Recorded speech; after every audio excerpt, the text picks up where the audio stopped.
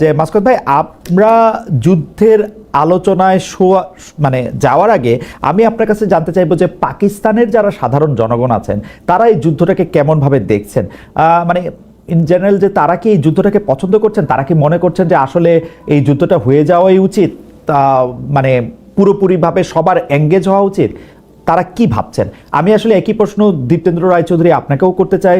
ভারতের জনগণ আসলে কি ভাবছেন, তারা আসলে যুদ্ধটাতে এঙ্গেজমেন্টটা সবার চাচ্ছেন কিনা, তারা কি ভাবছেন? মাসকাত ভাই, আপনি যদি প্রথমে একটু মন্তব্য করেন। পাকিস্তানে বিশেষ করে করাচিতে আমি যেটা চেষ্টা করেছি যে সাধারণ মানুষের সঙ্গে নিজেই কথা বলে দেখতে, আমার কাছে কিন্তু মনে হয়েছে যে কেউই এই যুদ্ধ চাইছে না এবং আসলে মানুষ অনেক বাস্তববাদী হয়ে গেছে এবং তারা তাদের প্রতিদিনের যে জীবনটা এটা নিয়েই ব্যস্ত। এরকম একটি যুদ্ধের চাপ তারা সহ্য করতে পারবে কিনা এ ব্যাপারে তারা সবাই শঙ্কায় রয়েছে।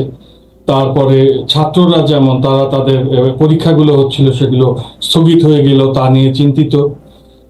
এছাড়া আর একটা ব্যাপার লক্ষ্য করলাম যে প্রথম থেকে কেমন জানি একটা হালকা ভাবে নিয়েছে পাকিস্তানের বিশেষ করে তরুণ সমাজ। তারা এই নিয়ে এক ধরনের মিম যুদ্ধ, রসিকতা এগুলোই বেশি করছে। সেই অর্থে ওই যে একটা যে ঘৃণার চর্চা থাকে না, বা একটা যে ওই যে অ্যান্টি ইন্ডিয়ান সেন্টিমেন্ট, ওরকম কিছু লক্ষ্য করা যায়নি। বরং তাদের কাছে মনে হয়েছে যে এ কি একটা জিনিস যে কিছুদিন পর পরই এরা একটা যুদ্ধে জড়ায় এবং অযথা সময় ক্ষেপণ হয়, এবং তারা জানে যে এই পরিপূর্ণ যুদ্ধের সামর্থ্য পাকিস্তান ভারত কারোরই নেই। এই সবই কথাবার্তার জমা খরচা, মাঝখান থেকে কিছু নির্দোষ প্রাণহানি ঘটা এবং কিছু সম্পদের ক্ষতি হওয়া। সেই দিক থেকে আমার কাছে মনে হয়েছে যে এই যুদ্ধ চায় এরকম এরকম মানুষ পাকিস্তানের সমাজে আমি দেখিনি। সেটা যে ভারত শাসিত কাশ্মীরে মানুষের চাওয়া পাওয়া আমরা কিছুটা জানি কিছুটা জানি না, কিন্তু ঘটনা হচ্ছে যে বর্তমান পরিস্থিতিতে আমরা ভারতের মধ্যে একটা সর্বদলীয় ঐক্য দেখতে পাচ্ছি।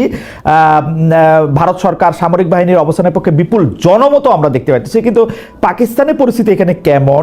বড় দলের প্রধান ইমরান খান কারাবন্দী, তার বিপুল সমর্থকরা কি আসলে শাহবাজ শরীফের এই উদ্যোগে বা এই অংশগ্রহণের সমর্থন দিচ্ছেন কিনা? আগে যদি আপনি জনাব রায়চৌধুরী যেগুলি বলেছেন সেই ব্যাপারে যদি আপনার মতামত একটু আমরা শুনে নিতে পারতাম। কাশ্মীর ওই প্রসঙ্গটা, হ্যাঁ ঠিকই, ওই প্রসঙ্গটাতে একটু আসা যাক। যে আমি গত রাত্রেই এবং আজকের দিনে সারাদিনই ভারতের কিছু মিডিয়ায় দেখছিলাম একটা খবর যে বালুচিস্তান স্বাধীনতা ঘোষণা করেছে, বা আমরা কিন্তু এই জিনিসটা প্রায় দেখতে পাই যে ভারতের মূলধারার মিডিয়া, সামাজিক যোগাযোগ মাধ্যম, অথচ এবং কিছু বুদ্ধিজীবীও এই কথাটা খুব খোলাখুলি ভাবেই বলেন যে বালুচিস্তানের স্বাধীনতা চাই। তো এখন ব্যাপারটা হচ্ছে যে বালুচিস্তান যেদিন থেকে পাকিস্তানে যুক্ত হয়েছে তখন থেকেই বালুচিস্তানের যে বিচ্ছিন্নতাবাদী দলগুলো রয়েছে তাদেরকে অস্ত্র, ট্রেনিং, অর্থ সহযোগিতা ভারত দিয়ে থাকে এমন অভিযোগ রয়েছে। এবং কুলভূষণ যাদব নামে একজন ভারতীয় গোয়েন্দা সংস্থার কর্মকর্তা ইসলামাবাদের কারাগারে রয়েছেন, যিনি ওই বালুচিস্তানে বিচ্ছিন্নতাবাদীদের সাহায্য করতে গিয়ে ধরা পড়েছিলেন এবং এখনো উনি রয়েছেন। এর পাশাপাশি আবার দেখা গেছে যে ওই আফগানিস্তানে 2014 পর থেকে 18টি মতো ভারতীয় কনসুলেট স্থাপিত হয়েছিল পাকিস্তান সীমান্ত বরাবর। এখন আফগানিস্তানে ঠিক পাকিস্তান সীমান্ত বরাবর ভারতের 18টি কনসুলেট নিশ্চয়ই সন্দেহের উদ্রেক করে। এবং যেটা আরো দেখা গেছে সেটা হচ্ছে যে পাকিস্তানের ভেতরে যখন সন্ত্রাসবাদ বিরোধী অভিযান চলতে থাকে তখন আফগানিস্তান থেকে এসে খাইবার পাখতুনখোয়া বা উত্তর ওয়াজিরিস্তান, বালুচিস্তান এই জায়গাগুলোতে হামলা চালানো হয়, এবং তখন আবার পাকিস্তান কর্তৃপক্ষ ভারতের দিকে তার আঙুল তুলে দেয়। কিন্তু এই যে ব্যাপারটা, এটা পাকিস্তানে ওইভাবে গুরুত্ব পায় না, কারণ পাকিস্তানের সাধারণ মানুষ এবং মিডিয়া আমার মনে হয় যে ওই স্টেজটা পার হয়ে এসেছে যে অভ্যন্তরীণ ব্যর্থতার জন্য অন্যকে দায়ী করে খানিকটা পাঞ্চিং ব্যাগ হিসেবে ব্যবহার। কিন্তু জনাব হাসান, আপনি নিশ্চয়ই কাশ্মীরে আসবেন, কিন্তু আপনি এই জায়গাটা একটু বলবেন কিনা যে ভারতের অভ্যন্তরে বা যেটা কাশ্মীর হোক বা বোম্বে হোক, দিল্লির নানা জায়গার মধ্যে থেকে হোক, সেইটার ক্ষেত্রে স্টেট মেশিনারি স্পন্সর করে কিনা?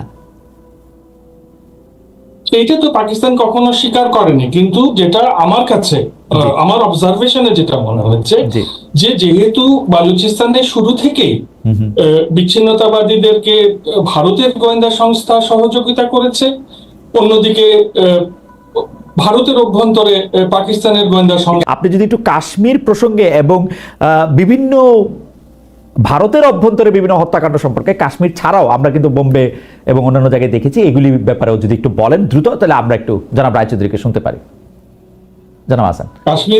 কাশ্মীরের অভ্যন্তরে যেটা দেখা গেছে যে দীর্ঘদিন ধরে তো এই সমস্যাটি বজায় থেকেছে, এবং এক পর্যায়ে আমরা যতদূর জানি, এই তথ্য নিশ্চয়ই ওনার কাছেও রয়েছে, যে যখন ডক্টর মনমোহন সিং এবং পারভেজ মুশাররফ এরা দুজন বসে মোটামুটি ঠিক করেছিলেন যে এই কাশ্মীরকে পুরোটাকেই স্বাধীনতা দিয়ে ভারত এবং পাকিস্তান তাদের সহযোগিতা করবে এবং এই জায়গাটা থেকে, এই ঝামেলাটা থেকে তারা উভয়ে বেরিয়ে আসবে, কিন্তু সেটা সম্ভব হয়নি। সে সময় প্রণব মুখার্জি পররাষ্ট্রমন্ত্রী ছিলেন, উনি খুব একটা এটা চাননি, এরকম আলোচনা ছিল। যা হোক, এখন যেহেতু কাশ্মীরের জনগণ বুঝে গেছে উভয়াংশে যে এই স্বাধীনতাটা সম্ভব না, কাজে ভারতের অভ্যন্তরের যে কাশ্মীরের মানুষ, তারা তাদের জীবনকে গুছিয়ে নিতে চেষ্টা করছে, তারা পর্যটনের ক্ষেত্রে কিছু আয় উপার্জন করে একটা আত্মনির্ভর উন্নয়ন কৌশল খুঁজে পেতে চেষ্টা করছে। পাকিস্তান অংশেও একই ব্যাপার রয়েছে। এখন ধরুন, যেভাবে ধরুন ভারতের অভ্যন্তরে পাকিস্তান হামলা করেছে এমন একটি অভিযোগ তুলে, তারপরে ধরুন ওটিকে মিডিয়ার মাধ্যমে 100 বার বলে ওটাকে সত্য প্রমাণের চেষ্টা করে, তারপরে 10 চক্রে ভগবান ভূত এরকম একটি পরিস্থিতি তৈরি করে তারপরে পাকিস্তানের মধ্যে হামলা করে দেওয়া হলো। এইরকমটা আসলে এই দক্ষতা পাকিস্তানের মিডিয়ারও নেই বলে আমার কাছে মনে হয়েছে, বা পাকিস্তানের অভ্যন্তরে যারা সাধারণ মানুষ তারা এই এই এই ব্যাপারটার মধ্যে খুব একটা যুক্ত হয় বলে আমার কাছে মনে হয়নি। সেই ক্ষেত্রে পাকিস্তান সরকার আমার মনে হয় যে একাই রয়েছে। আরেকটা প্রসঙ্গ এখানে জরুরি, আপনি উল্লেখ করেছিলেন যে ইমরান খানের মতন একজন জনপ্রিয় রাজনৈতিক নেতাকে কারাগারে রাখা হয়েছে।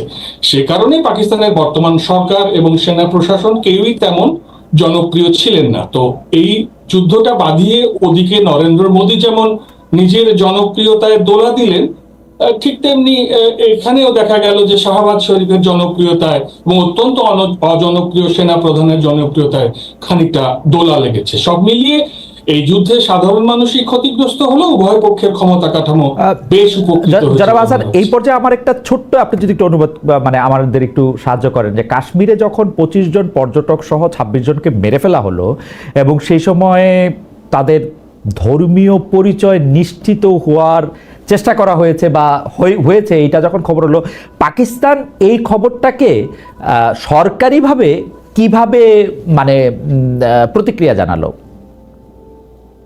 গোটা বিশ্বে যেভাবে শোক প্রকাশ করা হয়েছে, সাধারণ মানুষের এরকম যদি মর্মান্তিক মৃত্যুর ঘটনা ঘটে, অফিশিয়ালিও জানিয়েছে, অফিশিয়ালিও একইভাবে জানিয়েছে। মানে আপনি তো বাংলাদেশে মিডিয়াও খুব খেয়াল করেন, ধরেন বাংলাদেশ এটাকে যেভাবে নিন্দা জানিয়েছে, পাকিস্তানের নিন্দা জানানোর ভাষাটাও কি প্রায় একই রকম ছিল, মানে the standard draft, we do not want this kind of thing? একই, মোটামুটি আপনার শোক প্রকাশের ভাষা একই হয়। সেক্ষেত্রে ডক্টর ইউনূসের ভাষাটা সবচেয়ে ভালো হওয়াটাই স্বাভাবিক।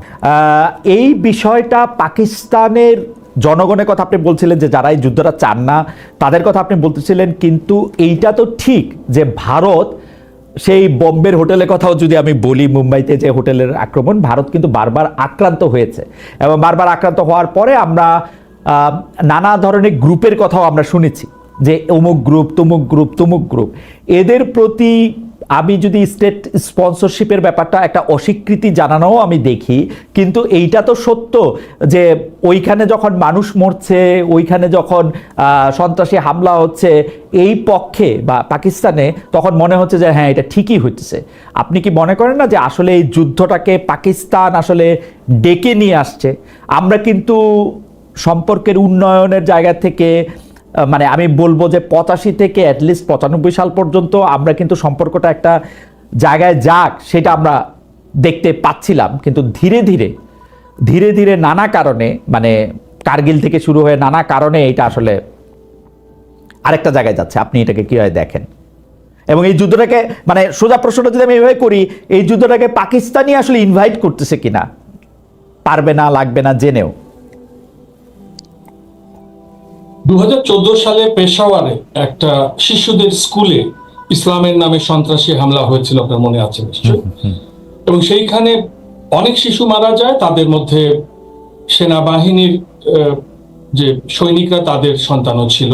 এবং এরপর যেটা হয়, এই শিশু মৃত্যু দেখে পুরো পাকিস্তান সমাজ আন্দোলন সংগ্রাম শুরু করে এবং তখন পাকিস্তান সরকার সন্ত্রাসবাদ বিরোধী লড়াই শুরু করে।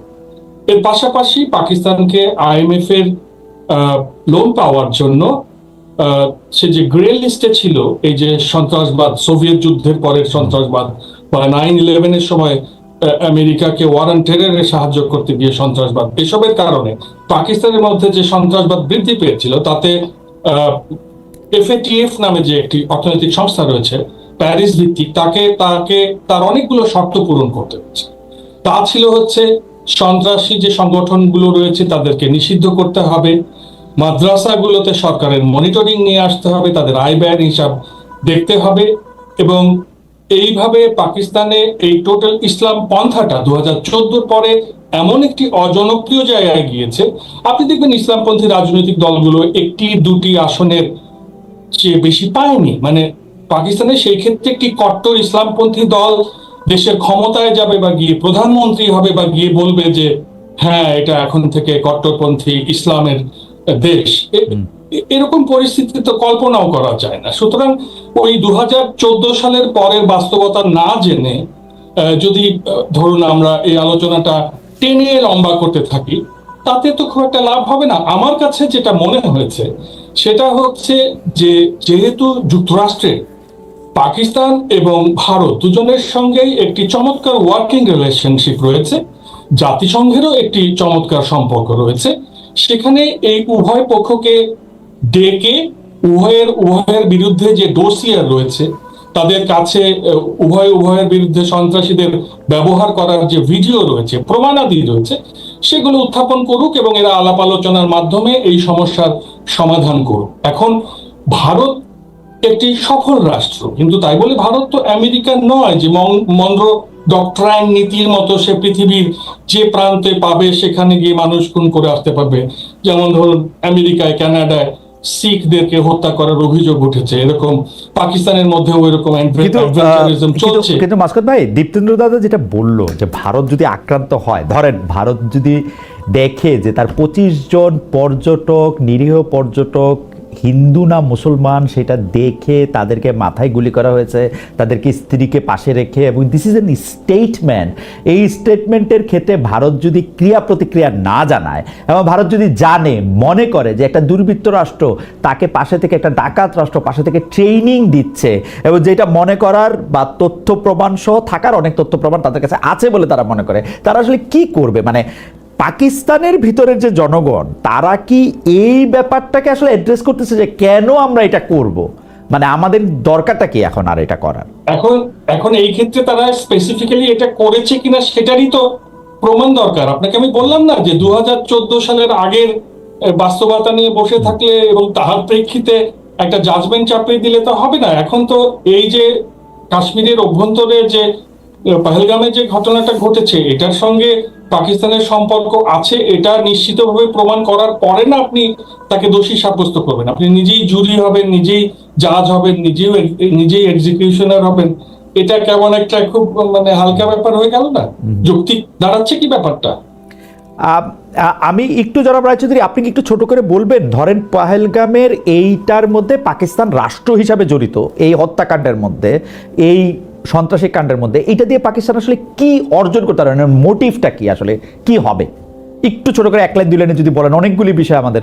আচ্ছা, হ্যাঁ, না, এটা হচ্ছে পাকিস্তানের মধ্যে, পাকিস্তানকে তো কোনো গণতান্ত্রিক সরকার চালায় না পাকিস্তান,